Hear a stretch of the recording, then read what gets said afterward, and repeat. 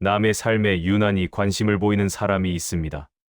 사는 방식까지 따지려 듭니다. 자식 이야기, 이웃 이야기에도 꼭 한마디 얹습니다. 정작 자신의 하루는 공허할 때가 많습니다. 은퇴 후 역할이 사라지고 건강과 인간관계가 흔들리면 마음은 불안해집니다. 그 불안을 덮기 위해 남의 인생을 붙잡고 판단하려는 것입니다. 부처님은 자신의 마음을 다스리지 못하면 남의 허물을 보게 된다고 하셨습니다.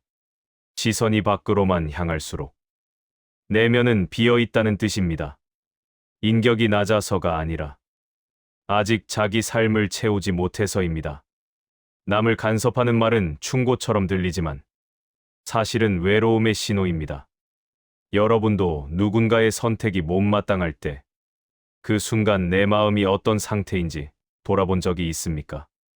이 질문은 비난을 멈추고 성찰로 향하게 합니다. 조용히 자기 삶을 사는 사람은 남을 건드릴 이유가 없습니다. 오늘은 부처님 말씀을 바탕으로 왜 인격이 낮을수록 남의 인생에 간섭하게 되는지에 대해 이야기해 보겠습니다. 명절날 오후, 한 할머니가 며느리에게 말씀하셨습니다. 애는 왜 학원을 안 보내?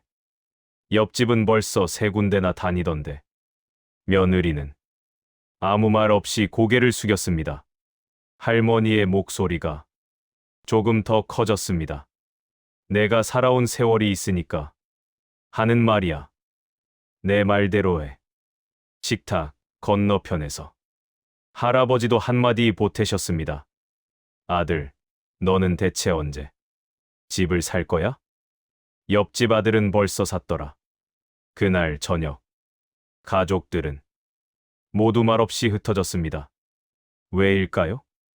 사랑하는 마음에서 나온 말인데 왜 듣는 사람은 힘들어할까요?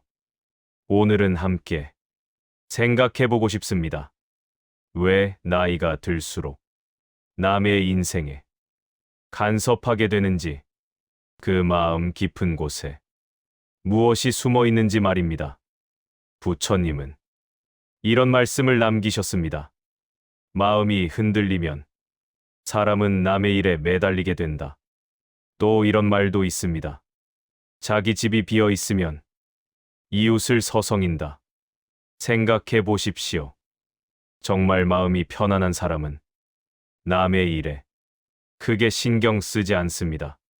아침에 일어나 오늘 하루 무엇을 할지 분명히 아는 사람은 이웃의 일정을 일일이 확인하지 않습니다.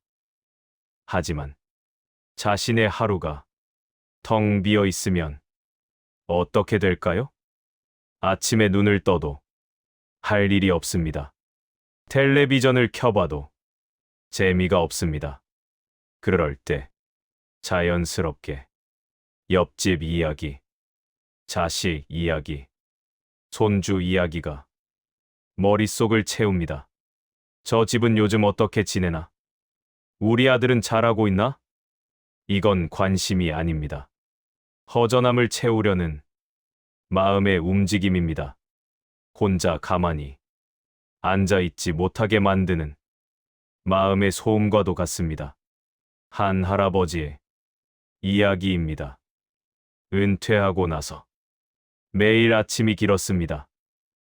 예전엔 출근 준비로 바빴는데 이제는 해야 할 일이 없습니다. 그래서 아들에게 전화를 합니다. 너 요즘 뭐 하냐? 회사 일은 잘 되고 있어? 왜 자주 연락을 안 해? 아들은 처음엔 대답했지만 점점 피곤해졌습니다. 할아버지도 마음 한구석이 불편했습니다. 내가 왜 이러지? 하지만 멈출 수가 없었습니다. 왜일까요? 자신의 삶이 충만하지 않았기 때문입니다. 자기 길을 제대로 걸어보지 못한 사람일수록 남의 발걸음을 세려듭니다. 스스로 선택해본 경험이 적을수록 남의 선택을 평가하게 됩니다. 생각해 보십시오. 우리 세대는 어땠습니까? 부모님이 정해준 대로 학교를 갔습니다. 집안 어른이 소개해준 사람과 결혼했습니다. 직장도 마음대로 선택하기 어려웠습니다. 그렇게 평생을 살다 보니 정작 내가 원하는 게 무엇인지 잘 모르게 되었습니다. 그런데 요즘 젊은 사람들은 다릅니다. 자기가 하고 싶은 것을 선택합니다. 그 모습이 때로는 부럽기도 하고 불안하기도 합니다. 저렇게 살아서 괜찮을까? 그래서 말하게 됩니다. 그건 안 돼. 이렇게 해야 해. 하지만 그 말 속에는 충고보다 자신의 불안이 더 많이 담겨 있습니다. 비교가 간섭을 키웁니다. 남과 나를 재는 순간 마음의 고요는 사라집니다. 비교는 언제나 우열을 만들고 그 우열은 판단과 개입을 정당화합니다. 시장에서 아는 분을 만났습니다. 우리 손주는 이번에 상을 받았어요. 그 말을 듣는 순간 마음 한구석이 불편해집니다. 우리 손주는 별일 없는데 집에 돌아와서 며느리에게 말합니다. 애는 공부를 어떻게 시키는 거야? 옆집 애는 상도 받았다던데. 목소리에 가시가 돋칩니다. 며느리는 아무 말 없이 듣고만 있습니다. 그 침묵이 더 답답하게 느껴집니다. 왜일까요? 비교 속에는 걱정만 있는 게 아닙니다. 보이지 않는 열등감이 섞여 있습니다. 하지만 그 감정을 스스로 잘 알아차리지 못합니다. 그래서 간섭은 점점 당연한 행동처럼 굳어집니다. 자기 성찰이 부족할수록 사람은 타인을 해석하려 듭니다. 자신을 들여다보는 일은 불편하지만 남을 평가하는 일은 상대적으로 쉬워 보이기 때문입니다. 아침에 자신의 몸과 마음을 살피는 시간 없이 하루를 시작하면 어떻게 될까요? 남의 말과 행동이 더 거슬리게 느껴집니다. 저 사람은 왜 저렇게? 저건 잘못된 거야. 판단은 빨라지고 개입은 잦아집니다. 그러나 잠시 멈추어 자신을 돌아보는 순간 타인의 삶은 자연스럽게 멀어집니다. 이 변화는 작지만 분명합니다. 한 할머니는 이렇게 말씀하셨습니다. 요즘은 아침마다 차 한 잔을 마시며 내 마음을 살펴봐요. 오늘 내 기분은 어떤가? 무엇이 불편한가? 이렇게 물어보니까 자식들 일이 덜 신경 쓰이더라고요. 두려움이 만드는 집착. 간섭의 가장 강한 연료는 두려움입니다. 잃을까봐, 실패할까봐, 잘못될까봐 생겨나는 마음입니다. 두려움은 집착의 모습으로 바뀌고 상대를 믿지 못하게 만듭니다. 자녀가 실패할까 두려워 모든 선택에 개입하는 마음을 떠올려 보십시오. 그 안에는 사랑과 걱정뿐 아니라 통제하려는 욕구가 함께 섞여 있습니다. 내가 시키는 대로 해야 안전해. 이런 마음입니다. 하지만 생각해 보십시오. 우리도 젊었을 때 넘어지면서 배웠습니다. 실수하면서 컸습니다. 그런데 왜 자식에게는 실수할 기회를 주지 않으려 할까요? 두려워서입니다.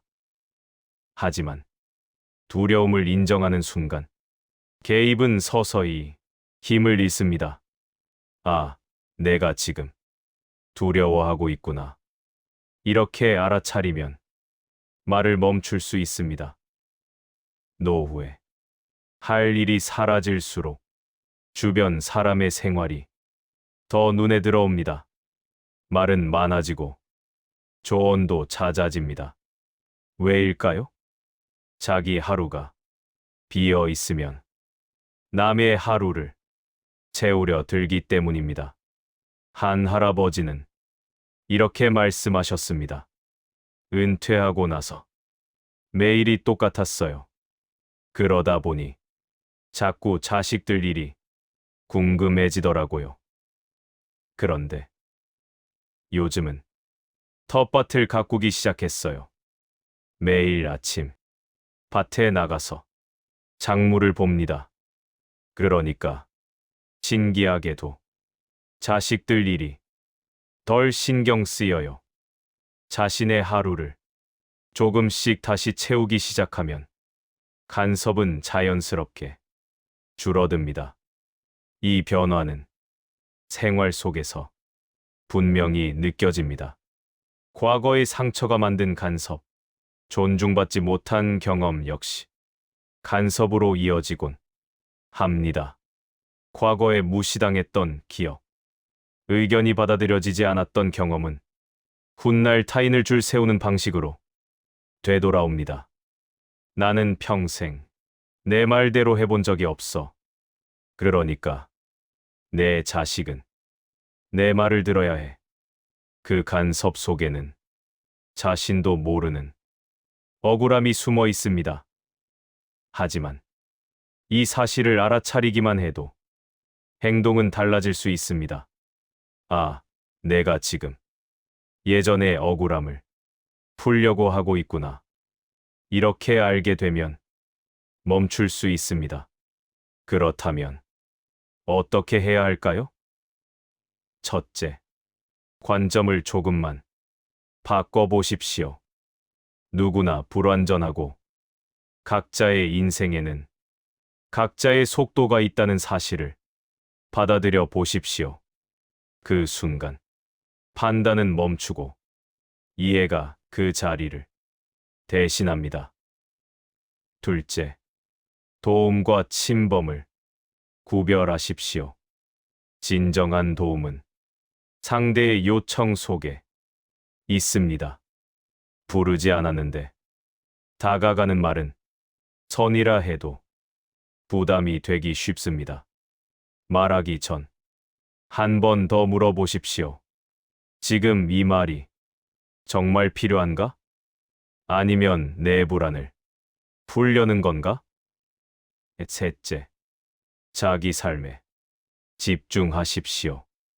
아침 산책을 하고 몸을 돌보며 하루를 정돈하는 작은 일부터 시작해 보십시오. 텃밭을 가꾸거나 책을 읽거나 친구를 만나거나 자신의 하루가 의미로 채워지면 타인의 선택은 자연스럽게 존중하게 됩니다. 넷째, 하루에 한 번 자신에게 물어보십시오. 오늘 나는 내 삶에 집중했는가? 아니면 남의 삶을 들여다봤는가? 이 질문만으로도 마음이 돌아옵니다. 다섯째, 두려움을 인정하십시오. 나는 지금 두렵구나. 이렇게 인정하면 통제하려는 마음이 조금씩 풀립니다. 간섭은 인격의 힘에서 나오지 않습니다. 인격의 불안에서 나옵니다. 자기 삶을 단단히 붙잡을수록 남의 삶은 놓아줄 수 있습니다. 어느 봄날 공원을 걷다가 나무를 보았습니다. 나무는 옆 나무를 신경 쓰지 않습니다. 그저 자기 뿌리를 깊이 내리고 자기 가지를 하늘로 뻗을 뿐입니다. 그래서 나무는 아름답습니다. 사람도 그렇습니다. 자기 삶의 뿌리를 깊이 내릴 때 비로소 타인을 존중할 수 있게 됩니다. 남의 인생을 내려놓을 때 비로소 내 인생이 또렷해집니다. 그 여유 속에서 관계도 마음도 한결 편안해집니다. 오늘 이 이야기가 여러분의 마음을 조금이라도 편안하게 해드렸다면 그걸로 충분합니다. 간섭하고 싶은 마음이 들 때마다 이렇게 물어보십시오. 지금 이 말은 상대를 위한 건가? 아니면 나를 위한 건가? 그 질문이 많은 것을 바꿔줍니다. 당신의 삶을 살아가십시오. 남의 삶이 아니라 당신의 삶을 말입니다. 그 안에서 진짜 평안을 찾을 수 있습니다. 오늘 하루 자신에게 조금 더 집중해 보십시오. 자기 삶이 단단해지면 남의 삶은 자연스럽게 존중하게 됩니다. 당신은 이미 충분합니다.